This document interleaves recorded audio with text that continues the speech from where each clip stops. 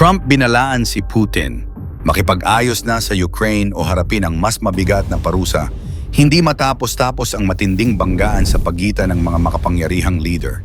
Ang dating President Donald Trump na muling pumapasok sa eksena ay nagbigay ng matinding babala kay Russian President Vladimir Putin. Settle now and stop this ridiculous war. Pero ano nga ba ang buong konteksto ng pahayag na ito?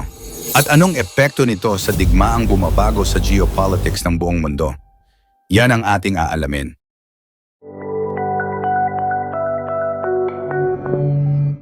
Ano ang sinabi ni Trump sa Russia?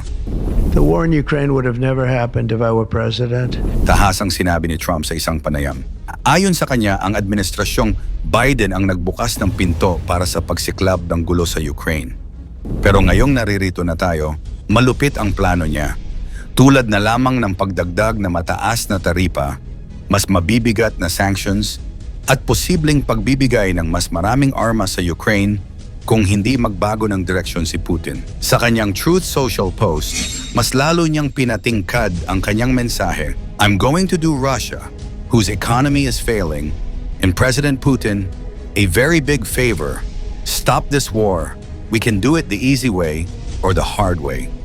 Sinundan niya ito ng panibagong banta, mas matinding parusa sa anumang kalakal ng Russia sa US at mga kaalyado nito. Ang Russia, sa kabila ng seryosong tono ng babala ni Trump, ay nananatiling ready for equal and respectful dialogue. Pero malinaw ang sinabi ng tagapagsalita ni Putin na wala namang bago sa ganitong klaseng mga banta. Tila hindi natatakot ang Russia sa mga babala ni Trump. Ang sitwasyon ngayon sa Russia at Ukraine.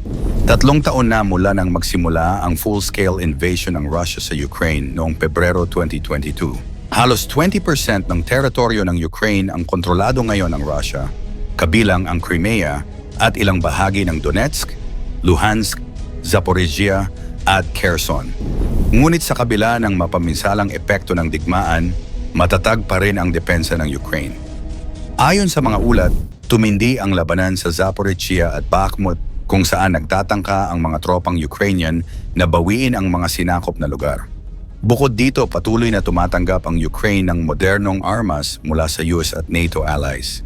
Malakas ang loob ni Ukrainian President Volodymyr Zelensky sa kanyang pahayag na hindi isusuko ng Ukraine ang kanilang teritoryo kahit pa may pansamantalang sakripisyo. Samantala, tila pinaghahandaan ng Russia ang posibilidad na mag-rollback ng kanilang ambisyon. Ayon sa mga pro-Putin media figures, posibleng magtapos ang digmaan sa kasalukuyang front lines. Ngunit galit ang mga ultra-nationalist na Ruso sa ganitong ideya na kanilang itinuturing na defeatist ang mga economic sanctions ng US sa Russia. Ang Estados Unidos, sa ilalim ng Administrasyong Biden, ay nagpataw ng pinakamabigat na sanctions sa Russia simula pa noong Pebrero 2022 ay ang pag-freeze ng mga assets ng mga pangunahing oligarch na malapit kay Putin. Pangalawa ay ang pagbabawal sa mga bangkong Ruso na makipag-transaction sa international financial systems tulad ng SWIFT.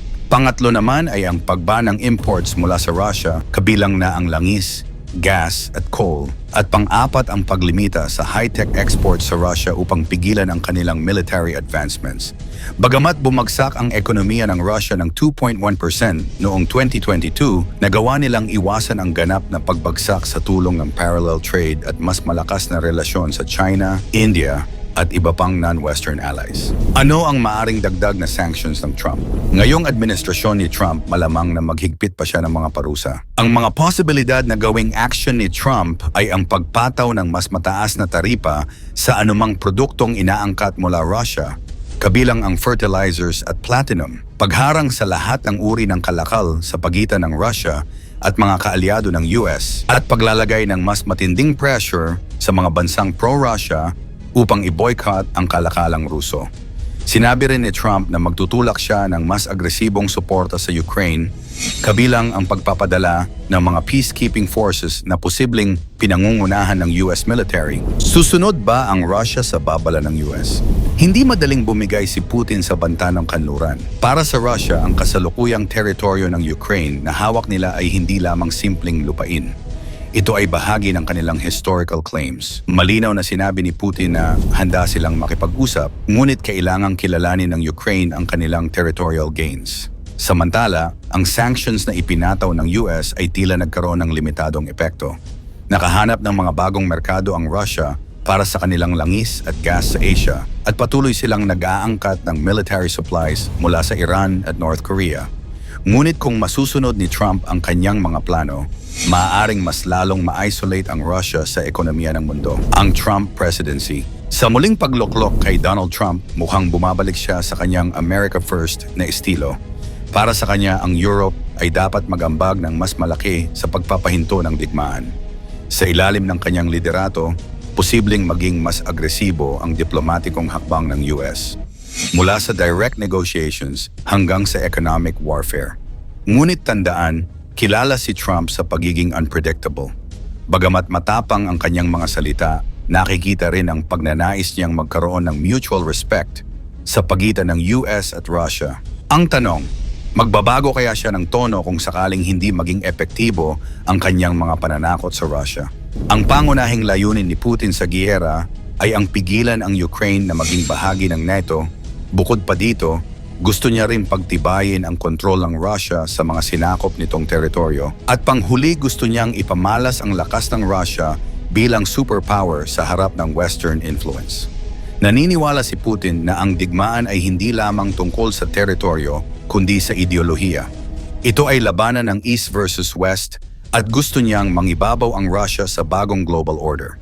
Bagamat tuloy-tuloy ang suporta mula sa Western allies, malaking hamon pa rin ang kakulangan sa enerhiya, pagkasira ng infrastruktura at trauma ng mga mamamayan. Patuloy na sinusubok ng Russia ang depensa ng Ukraine sa pamamagitan ng drone attacks at missile strikes. Ngunit kahit nasa gitna ng krisis, matatag pa rin ang moral ng mga Ukrainians. Nakakabilib ang kanilang kakayahang magkaisa upang ipagtanggol ang kanilang bansa. Implikasyon sa mundo ng digmaang ito.